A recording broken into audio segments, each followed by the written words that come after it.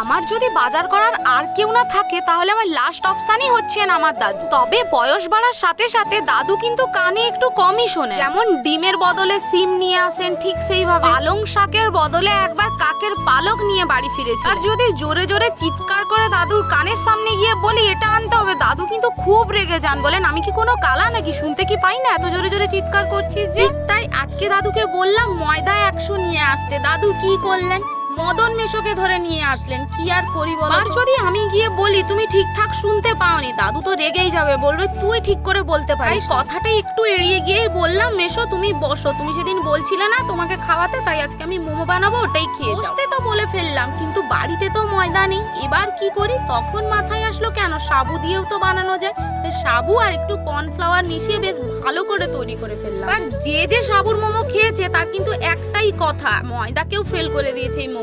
একবার বানিয়ে খেয়েও কিন্তু